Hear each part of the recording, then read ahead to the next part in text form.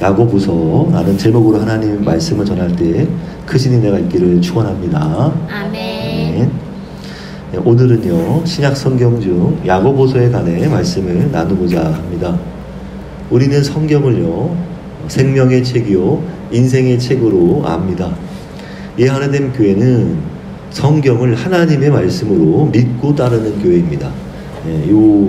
이 문장에서 사실 우리 교회가 저거 있잖아요. 얘네들 같이 이 문장을 제가 넣었어야 되는데 제가 안 넣은 것 같아가지고 이 문장, 이 설교를 준비하면서 이 문장을 유튜브에 넣어놨어요.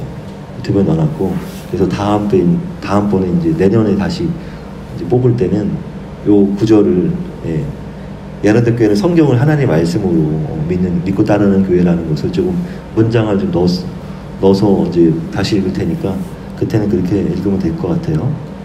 아주 중요합니다. 그러니까 어떤 교회든지 자기 교회가 진짜 하나님이 세우신 교회라고 한다면 성경을 하나님의 말씀으로 믿고 따르는 교회다라는 것을 분명히 천명을 해야 된단 말이에요. 만인 앞에. 그렇기 때문에 목사가 성경을 읽으라고 설교하는 것만큼 해야 할 설교는 없어요. 이 벌써 우리 전재미 눈이 약간 내려왔어 지금. 네. 성경을 읽으라는 설교는 늘 들어야 할 메시지란 말이에요. 이보다 더 열심히 할 게 뭐가 있냔 말이에요. 목사가 여러분 성경 읽으세요. 성경 읽으세요. 그거밖에 할 메시지는 없는 것입니다. 그래서 여러분들도 늘 들어야 할 메시지는 성경을 읽으세요라는 메시지라는 거예요. 다를 게 없다 이겁니다. 그렇게 우리는 매일 성경을 사모하셔야 한다. 성경을 늘 읽으십니까? 제가 지난번에 기도 이제 관한 설교를 하고 나서 성경과 함께 읽으시라 기도하라고 말씀을 드렸는데 잘 지키시는지 모르겠어요. 안 하시고 있다면 다시 오늘부터 다시 하시길 바랍니다. 저는 기회가 있으면 성경책들을 전부 소개하고자 합니다. 이제 우리는 그래도 좀 오래된 신자가 아니잖아요. 그러니까 지금 성경에 대한 내용을 잘 모른단 말이에요. 그래서 저는 이제 그게 필요하다고 생각이 들어서 설교를 하는 게 쉽지가 않지만 설교를 한번 해보겠다. 보통 이런 식의 설교는 우리 아내도 얘기했었는데 보통 일반 교회는 수요 기도회 같은 날, 수요 예배할 때 성경 공부식으로 설교를 해요. 담임 목사님이. 근데 우리는 수요 예배가 없잖아. 수요 예배 하라고 하면 나올 수 있겠어요? 지금은 내가 어려워. 지원자매도 어려운 거 내가 알아. 나도 힘들고 그러니까 이제 어린이 이제 주일날 이렇게 하는 거란 말이야. 이제 어느 정도 이제 나중에 우리 공간이 따로 있어서 수요일에도 예배를 하고 싶어하는 분이 계시면 그때는 하겠습니다. 그래서 그거를 압축한 예배라고 보시면 됩니다. 수요 기도회, 금요 기도회, 주일 예배를 다 그리고 주일 오후 예배도 있잖아요. 그것까지 압축한 예배를 우리 지금 주일날만 하는 거예요. 그렇게 이해하시면 돼요. 그래서 수요 기도회가 없다고 해서 이런 설교하면 안 된다고 보면 안 되는 거예요, 사모님. 알겠습니다. 하여튼 가겠습니다. 우리가 늘 하나님의 말씀에 붙들리기 위해서 성경책별로 말씀을 나누고자 합니다. 야고보서의 내용을 설교로 나누는 게 어렵지만 쉽지 않겠지만 해보겠습니다. 성경의 각 책들의 요점을 다루고 이제 다음에 또 이제 기회가 되면 강의로도 설교를 할게요. 강의로도 하는 게 사실 더 어렵긴 한데 재밌긴 더 재밌죠. 왜냐하면 더 깊이 내용을 이제 이해할 수 있으니까. 그래서 성경을 즐거워해 읽는 사람이 되기를 바랍니다. 그래서 지금 있는 우리가 배우는 이 시간은 성경 텍스트를 그대로 그냥 이렇게 듣는 시간입니다. 야고보서는 신약 성경의 서신서입니다. 이 편지의 저자로 보이는 야고보라는 사람은요, 예루살렘 교회 지도자가 되어서 리더십을 발휘한 예수님의 동생 야고보입니다. 그러니까 바로 예수님 바로 아래 동생이 야고보예요. 물론 신약 성경에는 여러 야고보가 등장합니다. 야고보가 어디서 나온 이름이에요? 야곱에서 온 이름이야, 야곱. 야곱에 이제 헬라어가 붙은 느낌의 이제 이름이 야고보인 거예요. 첫째 세베대의 아들 요한의 형 야고보가 있는데요. 그러니까 야고보가 여러 명 있는 중에 한 명이 세베대의 아들 요한의 형 야고보. 이제 예수님께서 공생에 사역하실 때 꼭 3명을 데리고 다녔단 말이에요. 12명만 데리고 다니신 거 아니에요? 12명 자세히 보면 12명을 데리고 다녔는데도 만약에 특별 사건이 있잖아? 그러면 12명은 다 특별 사건에 참여하게 하지 않아. 딱 3명만 참여하게 해. 그게 바로 누구냐? 베드로와 야고보와 요한이에요. 네. 모르셨죠? 네. 그 3명 중에 한 명이 바로 이제 요한의 친형 야고보인데, 근데 이 야고보는 예루살렘 교회가 생긴 지 얼마 안 돼서 순교했어요. 순교해서 이 편지를 쓰기에는 너무 이르단 말이에요. 한참 이제 이렇게 어떤 상황이 악화되고 어떤 박해가 있을 것 같은 그런 분위기상의 내용이기 때문에 이때 초기 박해였기 때문에 해당 사항이 안 된다 봅니다. 또 예수님의 제자 중에 알포의 아들 야고보라고 있어요. 알포의 아들 야고보. 그는 작은 야고보로 불렸고요. 야고보가 제자였다는 기록 외에는 다른 기록은 없어요. 그래서 그 사람도 아니다. 또 예수님의 제자 중에 다데오라고 불리는 친구가 있어요. 마태복음엔 다데오라 부르고 누가복음에는 야고보의 아들 유다라고 이렇게 설명합니다. 같은 사람인 거예요. 근데 그의 아버지 바로 이름이 야고보잖아요. 왜 이렇게 누구의 아들 이렇게 이름이 자꾸 붙냐 하는 이유는 동명을 쓰는 사람이 있잖아요. 그렇죠? 같이 이름이 같은 사람들이 있으니까. 그래서 그런 사람들을 오해하지 않기 위해서 누구 아버지의 아들이다 이렇게 이제 앞에 이름 앞에 붙인단 말이에요. 그래서 그렇게 항상 불려왔단 말이에요. 우리는 이제 생일로 이렇게 보통 하잖아요. 근데 그렇게 그 아버지 이름이 야고보다 하는 그 이름이 있는 것 외에는 다른 흔적이 없어요. 그래서 야고보서의 저자가 주의 형제 야고보로 보는 이유는 그는 예루살렘 교회 중심 인물로서 사도행전 15장에 보면 바로 그 예루살렘 교회 지도자로 역할을 하는 야고보라는 사람이 편지를 보내요. 편지 내용이 또 그 기록이 되어 있습니다. 거기에 이제 문안이라고 하는 말이 있어요. 문안. 야고보가 쓴 편지 내용인 거죠. 문안 인사드린다. 그런 말이 있는데 그 말이 어디 다시 나오냐? 바로 야고보서에 나온단 말이에요. 그러니까 자기가 쓰는 보통 그 단어들 있잖아요. 그러니까 거의 저거야. 이거보다 더 좋은 증거가 없어요. 저 사람이 잘 쓰는 말이네. 그래서 이건 분명히 그 야고보다 라고 이제 보는 것입니다. 그래서 야고보서 1장에서만 문안이란 말이 발견된다. 무엇보다도 예루살렘 교회 기둥 중 한 사람이 바로 야고보였단 말이에요. 갈라디아서 2장 9절에 이런 말씀이 있습니다. 또 기둥같이 여기는 야고보와 게바와 요한도 내게 주신 은혜를 알므로. 아니 게바와 요한, 게바는 베드로잖아요. 요한도 우리가 잘 아는 요한이고, 근데 그 앞에 야고보가 꼈어.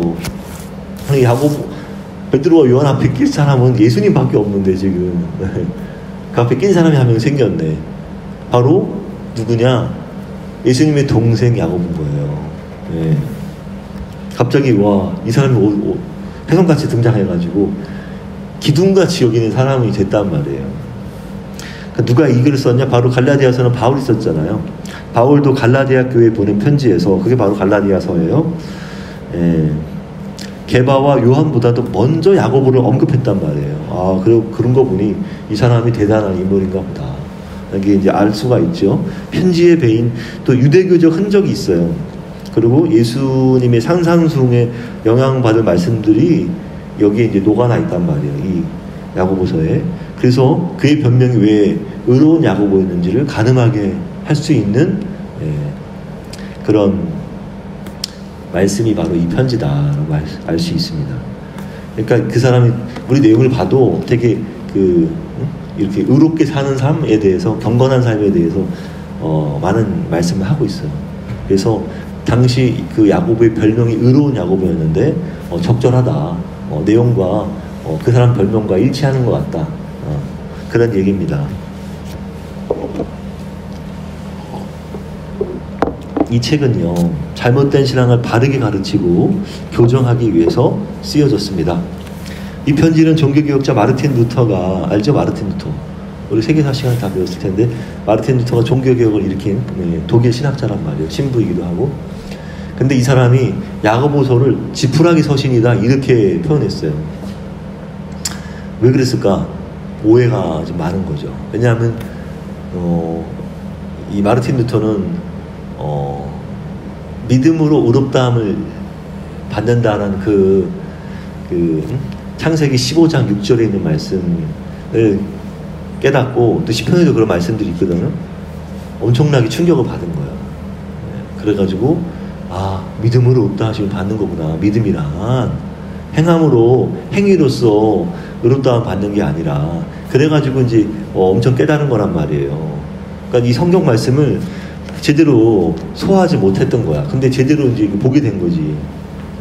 왜냐하면 이 천주교 카톨릭은 행위를 강조하는데 지금 그래서 문제가 있는 게 우리가 믿는 개신교의 어떤 믿음과 조금 달라요. 조금 다른 부분이 있어. 칭의 부분이 좀 달라. 성경적이진 않아요. 우리 개신교적 입장에서 보면 성경적이지 않은데 안타깝긴 하죠. 근데 아무튼 그걸 깨달은 이 루터가 그걸 깨닫고 나서 의롭다함은 믿음으로부터 나는 것이구나 깨닫고 나서 로마서가 눈에 들어온 것이고 근데 이게 그러니까 그때 야고보서를 같이 읽으니까 이건 이상하다 이렇게 본 거죠. 그래서 하찮게 취급했다 그런 이미지로 이제 지푸라기 서신이라 불렀단 말이에요. 호평이 아니라 혹평이란 말이에요. 가혹한 평을 했는데 근데 이제 그 이후에 이제 많은 이제 성도들이 성경을 깊이 읽으면서 야고보서는 바울 서신과 충돌하지 않고 보완하는 훌륭한 책이구나 하는 것을 알게 되었습니다. 야고보서의 핵심은 믿음대로 행하는 자가 되라 그 얘기예요. 믿음대로 행하는 자가 되라. 믿음이 있으면 행함이 자연스럽게 따라오는데 왜 안 하냐 그런 메시지를 담고 있는 게 핵심입니다. 어떤 학자들은 모든 그리스도인들을 위해서 윤리적인 교훈들을 잔뜩 모은 것으로 알고 있는데 실제는 그렇지 않고 실제는 교회에서 일어났던 사례들을 듣고서 그가 메시지를 전한 편지입니다. 그는 예수께서 공생의 사역 때 예수를 하나님의 아들 그리스도로 믿지를 못했어요. 왜냐하면 이제 그 가족들이 마리아가 엄마잖아. 같이 이제 다니면서 예수님이 하는 이런 길거리 설교 따라다니면서 이제 불렀었어요. 예수님이 설교하다 말고 사람을 부르는 거야. 이유는 즉슨 미쳤다. 우리 형이 미쳤다. 우리 아들이 미쳤다. 미쳤다 보는 거예요. 제정신이 아니다. 이거 어디서 기록이 나오냐? 마가복음에 나옵니다. 마가복음에 그러니까 가족들이 예수를 믿지 못한 거야. 얼마나 안타까워요. 그래서 그런 이제 불신한 가족들이었는데 그러나 부활하신 예수를 뵙고 나서는 이 바로 야고보가 예루살렘 교회의 지도자가 되었어요. 그러면 베드로와 요한은 뭔데? 다 선교하러 나가는 선교사들이 되는 거지. 지금 여기 붙어있을 저기가 아닌 거야. 왜? 메시지를 받았잖아. 예수님으로부터 모든 민족으로 제자를 삼으라고 그렇게 메시지를 받은 그 제자들은 다 선교사가 되었고 이 예루살렘 교회를 지키는 자는 바로 야고보가 된 것입니다. 야고보서는요 일상에서 그리스도인이 믿음대로 살아가는데 실제적인 도움을 주는 지침서입니다. 그래서 야고보서는 신약 성경의 잠언, 신약의 야고보, 아모스 이런 별명이 있어요. 신약의 잠언, 신약의 아모스 별명을 갖고 있다. 수신자는 팔레스틴 밖에 흩어져 있는 교회 유대인들에게 썼습니다. 야고보서의 말씀은요 시련과 가난한 자들에 대한 배려, 교만과 겸손, 지혜와 인내, 기도, 혀, 믿음과 행함, 부한자 경고 이런 다양한 말씀들이 있는데 그 서신을 간통하는 하나의 흐름을 잡기가 쉽지 않았는데 믿음을 중심 키워드로 잡으면 그래도 괜찮을 것 같아서 보면요 중심 내용은 믿음의 실현이 이제 앞에 나오고요. 그 다음에 중간에는 믿음의 표현, 그리고 마지막에는 믿음의 승리, 이렇게 나눠볼 수 있어요. 야고보는 첫째, 믿음의 시련에 관해서 말씀합니다. 이제 성경 말씀으로 들어가는 겁니다. 형제 여러분, 여러 가지 시험을 겪을 때는 기쁘게 여기십시오. 믿음의 시련이 인내를 낳습니다. 인내를 온전히 이루어 부족함이 없게 하십시오. 그러니까 우리는 늘 부족하다 이거예요. 왜? 인내가 없으니까. 그래서 인내를 가지면 온전한 사람이 된다. 그런 메시지고요. 가난한 자는 자신이 고귀해졌음을 자랑하고 부자는 자신이 비천해진 것을 자랑하십시오. 왜냐하면 부자는 풀꽃처럼 사라질 것이기 때문입니다. 시험을 견디어내는 자는 복이 있습니다. 자신의 믿음을 증명한 사람은 생명의 면류관을 받을 것이기 때문입니다. 시험에 대한 얘기가 계속 이어지고 있습니다. 그러니까 자신의 믿음을 증명해내야 돼요. 왜? 시험을 다 견뎌내야 되니까. 누군가 시험 받을 때 나는 하나님께 시험 받고 있다 이렇게 말하지 말래요. 시험 받고 있다고 말하지 마십시오. 왜냐하면 하나님께서는 악에게 시험 받지도 않으시고 또 아무도 시험하지 않으십니다. 각 사람이 시험 받는 것은 자신의 욕심에 이끌려 유혹받기 때문입니다. 욕심이 잉태하여 죄를 낳고 죄가 자라면 죽음을 낳습니다. 여기서 시험은 뭐냐 하면 테스트가 아니에요. 우리가 하나님의 일꾼이 될 때 하나님이 테스트하는 경우가 있는데 그 테스트가 아니라 뭐냐? 유혹입니다. 유혹, 템테이션. 여기서 시험은 유혹이다. 유혹이란 말씀이 뒤에 나오잖아요. 자신의 욕심에 이끌려 유혹받기 때문이다. 그 유혹은 자신의 욕심이 있기 때문인 거예요. 거기. 그러니까 그걸 늘 우리가 유혹을 받고 미혹을 받는데 그거는 사탄이 우리를 괴롭히는 것입니다. 형제 여러분, 누구든지 듣기는 빨리 하되 말하기는 더디하고 분노도 더디하십시오. 사람이 화내는 것이 하나님의 의를 이루지 못하기 때문입니다.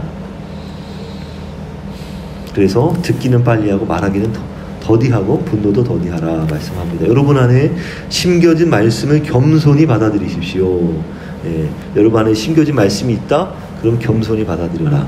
그 말씀은 여러분의 영혼을 구원할 수 있습니다. 말씀을 행하는 사람이 되십시오. 말씀을 듣기만 하여 자신을 속이는 사람이 되지 마십시오. 말씀을 듣기만 하는 사람은 자신을 속이는 사람이라고 말씀하고 있습니다. 그리고 하나님 아버지 앞에서 깨끗하고 흠없는 경건은 고통당하는 고아들과 가부들을 돌보아주고 세상에 물들지 않도록 자신을 지키는 것입니다. 아버지 앞에서 깨끗하고 흠없는 경건이 이렇게 고통당하는 고아들, 가부들을 돌보아주는 것이다. 그리고 세상에 물들지 않도록 자신을 지키는 것이다 라고 말씀하고 있습니다. 둘째, 야고보는요, 믿음의 표현에 관해서 말씀합니다. 형제 여러분, 우리 주 예수 그리스도에 대한 믿음을 가진 자들이니 사람을 차별하지 마십시오. 가령 회당에 금반지를 끼고 화려한 옷을 입은 사람이 들어오고 또 누추한 옷을 입은 가난한 사람이 들어온다고 합시다. 여러분이 화려한 옷을 입은 사람에게는 호의를 보이면서 여기 좋은 자리에 앉으십시오 하고, 가난한 사람에게는 업신여겨 당신은 거기 서 있든지 내 발치에 앉든지 하시오 한다면 서로 차별하며 나쁜 생각으로 남을 판단하는 사람이 되는 게 아닙니까? 사랑하는 형제 여러분, 하나님께서는 세상의 가난한 자들을 택하셔서 믿음에 부유한 사람이 되게 하시고 또 자기를 사랑하는 자들에게 약속하신 나라를 상속받게 하지 않으셨습니까? 그런데 여러분은 가난한 사람을 업신여겼습니다. 부자들은 여러분의 압력을 가하고 법정으로 끌고 가는 자들 아닙니까? 존귀한 이름을 모독하는 자들도 부자 아닙니까? 여러분이 성경을 따라 내 이웃을 너 자신처럼 사랑하라는 최고 법을 지킨다면 잘하는 것입니다. 그러나 여러분이 사람을 겉만 보고 차별하면 죄 짓는 것이며 율법이 여러분을 범법자로 판정하게 됩니다. 누구든지 율법 전체를 지키다가도 한 조목이라도 어기면 율법 전체를 어기는 것이기 때문입니다. 그래서 율법은 그런 거예요. 다 지켜도 하나 어기면 다 어긴 거야. 간음하지 말라 하신 분이 살인하지 말라 하셨습니다. 그렇기에 자유를 주는 율법에 의해 심판받을 자처럼 말하고 행동하십시오. 자유를 주는 율법이라고 하는 말이 그리스도의 율법, 그리스도의 법 이런 의미로도 쓰이고 있습니다. 심판은 자비를 베풀지 않는 사람에겐 무자비합니다. 그러나 자비는 심판을 이깁니다. 형제 여러분, 누가 믿음이 있다고 말하면서 행함이 없으면 무슨 소용이 있겠습니까? 그런 믿음이 그를 구원할 수 있겠습니까? 만일 어떤 형제나 자매가 헐벗고 그러나 먹을 양식조차 없는데 여러분은 누가 그들에게 평안히 가서 몸을 따뜻하게 하고 배불리 먹으시오 말하면서도 그들의 몸에 필요한 것을 주지 않는다면 무슨 소용이 있겠습니까? 이같이 믿음도 행함이 없으면 그 자체가 죽은 것입니다. 이렇게 말하는 사람도 있을 겁니다. 당신에게는 믿음이 있고 나에게는 행함이 있습니다. 행함이 없는 믿음을 나에게 보여주십시오. 나는 행함으로 내 믿음을 보여주겠습니다. 이러면 누가 이기겠어요? 예. 행함으로 믿음을 보여주는 게 당연히 믿음이 보이는 것이죠. 행함이 없는 식으로 믿음을 보일 수는 없다. 당신은 하나님이 한 분이심을 믿고 있습니다. 그건 잘하는 겁니다. 그런데 귀신들도 그렇게 믿고 떱니다. 그대는 행함이 없는 믿음을 쓸모가 없다는 것을 알고 싶습니까? 우리 조상 아브라함이 자기 아들 이삭을 제단에 바쳤을 때 행함으로 의롭다 하심을 받지 않았습니까? 그대가 보는 대로 믿음이 행함과 함께 작용하였고, 믿음이 행함과 함께 작용했다고 해요. 행함으로 믿음이 완전하게 되었다. 이렇게 서로 상호작용하는 것이죠. 아브라함이 하나님을 믿으니 하나님께서 그것을 의로 여기셨다는 그 성경 말씀, 창세기 15장 6절 말씀이 이루어졌고 아브라함은 하나님의 벗으로 불리게 되었습니다. 이 하나님의 벗이라는 말씀은 이사야 41장 8절에 있어요. 41장 8절. 그렇기에 사람이 의롭다 하심을 받는 것은 믿음으로만 되는 게 아니라 행함으로 되는 것입니다. 창녀 라합도 정탐꾼들을 맞아들였고 그들을 다른 길로 내보내서 행함으로 의롭게 된 게 아닙니까? 라합이라고 하는 창녀가 있었습니다. 여호수아 시대에. 근데 이스라엘 정탐꾼들이 여리고 성을 정탐하러 들어왔는데 이 라합이 바로 이스라엘 정탐꾼들을 구해줬어요. 구해줘가지고 다행히도 여리고 성이 다 무너질 때 유일하게 한 가족만 살았단 말이에요. 바로 라합의 가족들입니다. 그래서 그렇게 행함을 보였기 때문에 결국은 하나님으로부터 의롭다 칭함을 받았고 결국은 메시아의 조상이 되었어요. 이 라합이 이방인인데 그렇기에 영혼 없는 몸이 죽은 것 같이 행함이 없는 믿음은 죽은 것이다. 행함이 없으면 믿음이 아니다 그 얘기예요. 가짜 믿음이다 그 얘기입니다. 형제 여러분, 너도 나도 남들에게 선생이 되겠다고 하지 마십시오. 가르치는 사람인 우리는 다 가르치는 사람들이잖아요. 우리가 더 큰 심판을 받을 것입니다. 우리는 다 실수를 저지릅니다. 누군가 말하면서 실수하지 않으면 그는 자기의 온몸을 다스릴 수 있는 온전한 사람입니다. 혀도 몸의 작은 지체지만 큰 일을 한다고 자랑합니다. 그러니까 이렇게 교만해가지고 사람이 허세를 부리고 허풍이 막 있고 남한테 막 우월의식을 뽐내고 싶은 그런 욕망이 있는 그런 모습을 지금 보이는 것 같아요. 그런 혀가 얼마나 잘못된 것이냐, 죄 아니냐 이제 그 얘기 하는 것입니다. 작은 불이 얼마나 큰 숲을 태웁니까? 혀는 불과 같고 악의 세계입니다. 이렇게까지 야고보가 얘기하고 있어요. 혀가 악의 세계라고. 이것이 온몸을 더럽히고 우리 인생의 전 여정에 불을 지르며 결국은 혀도 지옥불에 타고 맙니다. 사람의 혀를 길들일 수 있는 사람은 없습니다. 우리 중에 있을까요? 아무도 없죠. 혀는 쉬지 않는 악이요 죽이는 도구로 가득 차 있습니다. 우리는 이 혀로 주 아버지를 찬송하고 하나님의 형상대로 지음받은 사람들을 저주합니다. 같은 입에서 찬양과 저주가 나와서는 안 됩니다. 여러분 중에 지혜롭고 총명한 사람이 누굽니까? 그는 좋은 행실로 자기의 행함을 보여줘야 합니다. 그러나 마음속에 몹쓸 시기와 이기심을 품고 있다면 자랑하지 마십시오. 자랑에 대한 얘기 아까 했잖아요. 이게 지금 맥락상 이어진단 말이에요. 지혜롭고 총명한 사람은 자랑하지 않는다, 그 얘기입니다. 남들한테 막 시기와 이기심을 품고 있는 사람인 경우에 더 자랑하지 말라고 하는 거예요. 그런 사람은 지혜로운 사람이 아니다. 진리를 거슬려 거짓말하지 마십시오.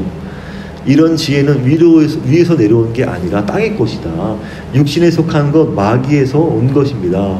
시기심과 경쟁심이 있는 곳에는 혼란과 온갖 악행이 있습니다. 그러나 위에서 온 지혜는 순수하고 평화롭고 너그럽고 부드러우며 자비와 선한 열매가 풍성하고 편견과 위선이 없습니다. 평화를 힘쓰는 사람은 평화의 씨를 심어서 의의 열매를 거둡니다. 그렇기 때문에 어떻게 하라? 좋은 행실로 자기 행함을 보여라. 근데 어떻게 보여라? 몹쓸 시기와 이기심을 품고 있으면 절대 자랑하지 말아라. 그런 것입니다. 평화에 씨를 심어라. 의의 열매를 거둬라. 춥지 않아요? 춥겠죠? 그러면 이제 저거 온도를 올리세요. 파워도 좀 낮추시고.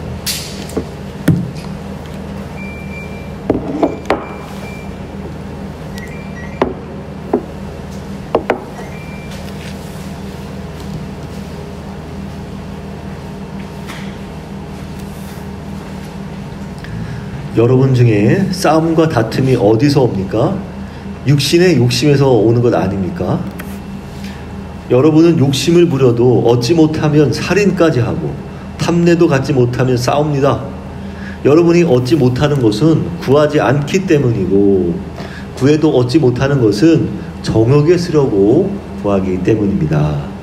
가늠하는 여자들이요, 세상과 보탐이 하나님과 원수됨을 알지 못합니까? 누구든지 세상과 친구 되려는 사람은 하나님과 적이 되는 것입니다. 하나님께서 우리 안에 거하게 하신 성령께서 우리를 질투할 만큼 사랑하신다는 성경 말씀이 빈말이라 생각합니까? 무슨 말이냐 하면 하나님께서 우리 안에 성령을 거하게 하셨잖아요. 그 성령이 우리를 질투한단 말이에요. 질투할 만큼 우리를 사랑한단 말이에요. 그러니까 우리가 다른 무언가를 사랑하면 안 돼. 왜? 성령님께서 질투하셔 우리를. 그렇게 사랑하고 사랑받고 싶단 말이에요. 누가? 성령 하나님께서. 그렇기 때문에 성경 말씀이 그렇게 말씀하는 게 빈말이냐 이거예요. 아니라 이거예요. 그러니까 아무도 세상에 마음을 두지 말아라. 하나님만 사랑하라. 그런 말씀입니다. 그러나 하나님께서는 더 큰 은혜를 주십니다. 그러니 하나님을 사랑하라. 하나님께서는 교만한 자들을 물리치신다.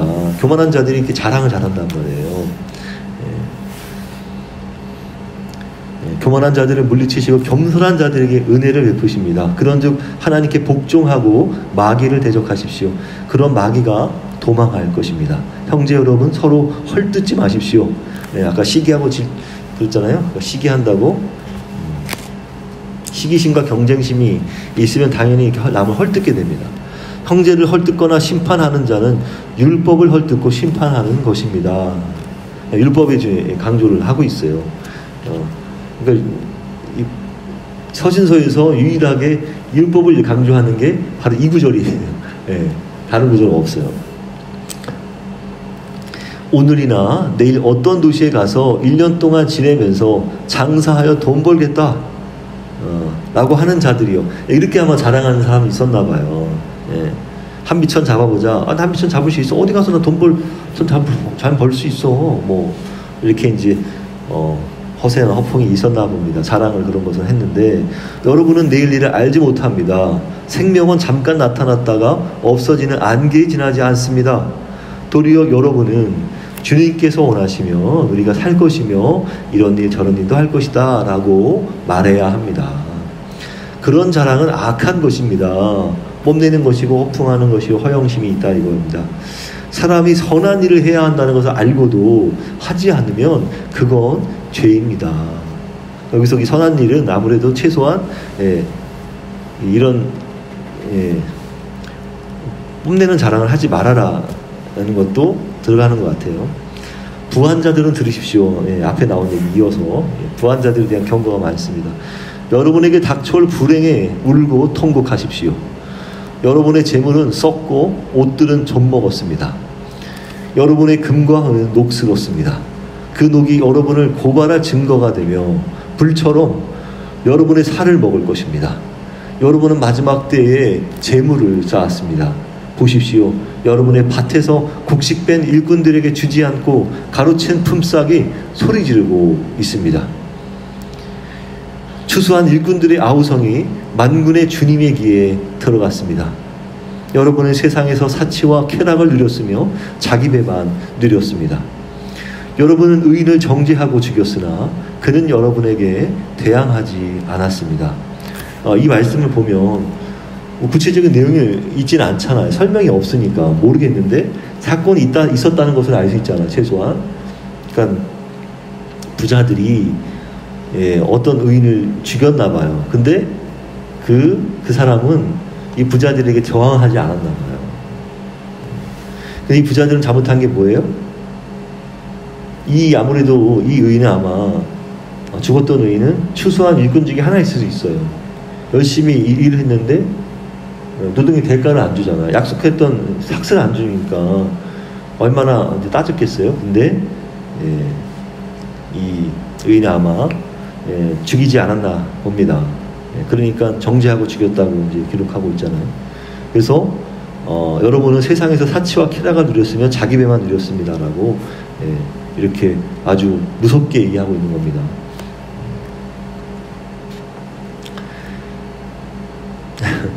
그러니까 이거보다 더 센 말씀이 사실 없어요. 이 부한자들에 대한 메시지는. 안 그래도 마지막 때 재물을 쌓았다. 남들에게 베풀지 않고, 그것도 이건 뭐 그냥 어떤 동정심을 베풀어라 그런 얘기가 안 하잖아요. 노동을 했으면 그에 대한 삭스, 품꾼으로 사람을 고용했으면 당연히 비용을 지불해야 되잖아요. 근데 안 했으니까 얼마나 큰 잘못이겠어요. 근데 그런 부한 자들이 봐도 예수님을 믿는다고 하는 사람들인 거지. 얼마나 이 야고보가 놀랬겠어요. 그러니까 이렇게 무서운 말씀을 기록하고 있습니다. 마지막으로 야고보는 믿음의 승리에 관해 말씀합니다. 형제 여러분, 주님께서 오실 때까지 참고 견디십시오. 그럼 언젠가 승리한다 그 얘기죠. 농부는 땅에서 나는 귀한 열매를 바라고 이른 비와 늦은 비가 내릴 때까지 어떻게 합니까? 참고 기다리잖아요. 여러분도 참으십시오. 마음을 굳세게 하십시오. 주께서 오실 날이 가깝습니다. 심판을 받지 않으려면 서로 원망하지 마십시오. 심판주가 문 밖에 서 계십니다. 형제 여러분, 주님의 이름으로 예언한 선지자들을 고난과 인내의 볼보기로 삼으십시오. 우리는 인내한 사람들을 복되다 말합니다. 여러분은 욥의 인내를 들었고 결말도 알고 있습니다. 주님은 동정심이 많고 긍휼하십니다. 형제 여러분, 맹세하지 마십시오. 하늘이나 땅이나 그 밖에 어떤 것을 두고도 맹세하지 마십시오. 예할 것은 예, 아니요 할 것은 아니요 하십시오. 그래야 심판받지 않을 것입니다. 고난당하는 사람이 있습니까? 기도하십시오. 즐거운 일이 있습니까? 찬송하십시오. 병든 사람이 있습니까? 교회에 장로들을 부르십시오. 장로들은 주님 이름으로 기름 바르고 그를 위해 기도하십시오. 그럼 믿음의 기도는 병든 자를 낫게 할 것이며 주께서 일으키실 것입니다. 죄를 지었음 용서함 받을 것입니다. 그러므로 여러분의 죄를 서로 고백하고 서로를 위해 기도하십시오. 그러면 여러분은 낫게 될 것입니다. 의인의 기도는 역사하는 힘이 큽니다.